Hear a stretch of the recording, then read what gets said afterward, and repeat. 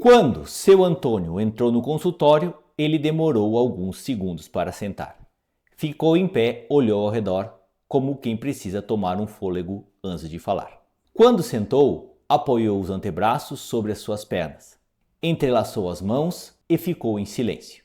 Eu não disse simplesmente nada, deixei o silêncio trabalhar naquela hora. Foi ele quem quebrou isso tudo, disse em voz baixa, com a voz quase falhando, num ponto quase que imperceptível. Doutor, tem horas que eu não reconheço o meu próprio corpo. Isso foi uma declaração muito intensa. O seu Antônio tinha 57 anos, rosto marcado pelo tempo, olheiras leves. Não parecia doente, parecia um homem cansado de carregar algo dentro dele sozinho. Era casado, havia quase 30 anos, 3 filhos, 2 já fora de casa, uma filha ainda morando com eles. Sua esposa sempre foi discreta, nunca cobrou nada, nunca acusou de nada também. Mas o silêncio entre os dois vinha ficando pesado demais para ser ignorado. A rotina dele não tinha luxo. Acordava cedo, antes das 6 da manhã, o café preto, pão simples, saía para trabalhar com o corpo já cansado e a cabeça cheia de coisas.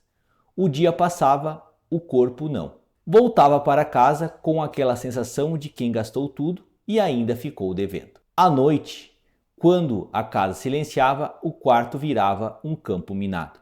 Não por brigas, mas por uma expectativa. A primeira vez foi numa noite comum.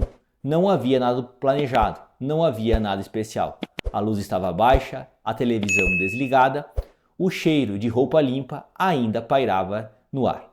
Aquele cheiro de casa, aquele cheiro de familiaridade, de intimidade antiga.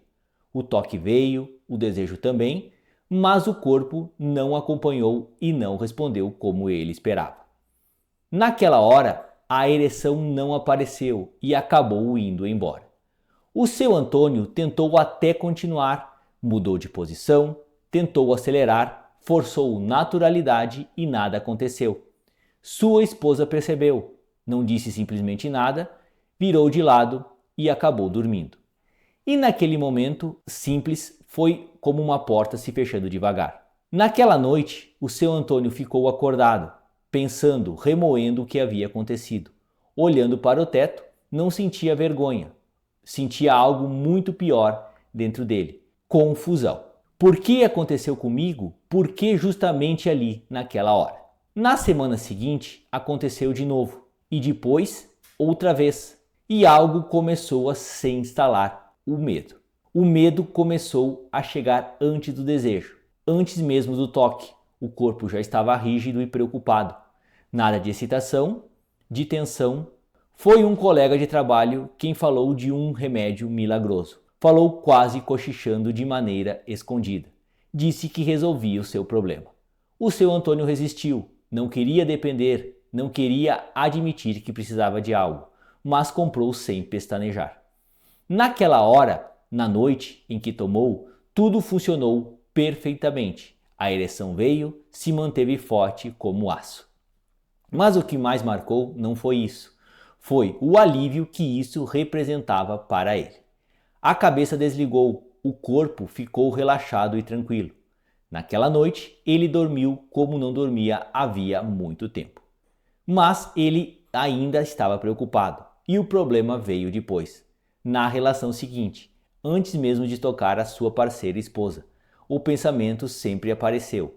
Será que eu tomei esse remédio? E a preocupação se instalou novamente. Se tomava, o pênis funcionava. Se não tomava, o corpo travava. E isso apertava o seu peito, o suor surgia, a respiração encurtava e ele ficava nervoso. O corpo entrava em modo de sobrevivência. E naquela hora, o sexo deixou de ser um encontro e algo prazeroso. Virou prova, virou um jeito de cobrança silenciosa. O seu Antônio passou a planejar tudo, sempre levar um comprimido, ter um horário fixo, ter uma dose certa do remédio e o contexto ideal para poder tomar. Evitar surpresa e evitar uma possível falha. Quanto mais tentava controlar, menos o seu corpo respondia. No consultório, ele falou algo que eu escuto de maneira importante. disse desse modo: Doutor, quando não precisa, o pênis funciona. Mas quando o negócio é para valer, ele simplesmente não vai. Depois, olhando para o chão, ele completou, envergonhado: Eu tenho medo de chegar perto da minha esposa. Esse medo não é um medo sexual, é existencial. Expliquei ao seu Antônio que o problema dele não era uma falta de desejo, nem falta de masculinidade. Era um corpo vivendo em alerta constante. Existe uma resposta automática dentro do seu organismo chamada mecanismo de luta ou fuga. Quando o medo entra, o corpo libera adrenalina. A adrenalina fecha os vasos sanguíneos, desvia o sangue para onde importa, para sobreviver. E numa situação dessas, a ereção é descartável, pois você não precisa disso naquele momento. Mas havia algo ainda mais importante. O problema não estava só dentro da cabeça, estava no resto do dia. Sono ruim, alimentação inflamatória, sedentarismo, barriga aumentada, pressão alta no limite, colesterol elevado. Tudo isso não dói, não dá sintoma, mas cobra um preço. Eu disse algo muito claro naquela hora, que o remédio para a ereção não era o vilão era achar que só ele resolvia. A solução começou simplesmente fora do quarto. Primeiro, sono. O seu Antônio dormia muito pouco e mal, deixava ele exausto, acordava ainda pior do que ele havia dormido. Expliquei que sem um sono profundo, o corpo não produz testosterona direito, não regula o sistema nervoso e não relaxa os vasos sanguíneos. Organizamos horário, reduzimos tela, escurecemos o quarto. Não virou um garoto, um homem jovem, mas a coisa começou a funcionar melhor naquela hora.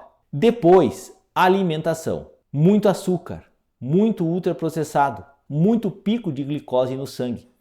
Expliquei que a inflamação vascular rouba a resposta erétil do pênis. Reduzimos açúcar, aumentamos proteína, melhoramos gordura de boa qualidade. O corpo começou a reagir melhor durante o dia. Entramos na questão do exercício. Nada extremo. Caminhadas frequentes, depois musculação leve e expliquei algo extremamente simples. Ereção é um fenômeno vascular. Quem não treina a circulação de dia, a ereção cobra durante a noite. Vieram então os exames. Síndrome metabólica. Expliquei que isso não é só um risco cardíaco, é causa direta de disfunção erétil. Controlar a pressão, manter o colesterol baixo e reduzir a resistência à insulina era o tratamento sexual mais adequado naquela hora. Só depois disso, mexemos no remédio, reduzimos a sua frequência, quebramos aquele ritual já estabelecido e o objetivo não era provar nada, era ensinar o corpo a confiar de novo nele mesmo. As primeiras respostas foram muito tímidas, mas foram reais e extremamente positivas. Sem cobrança, sem teste, sem medo. E a confiança não voltou por discurso, voltou por experiência.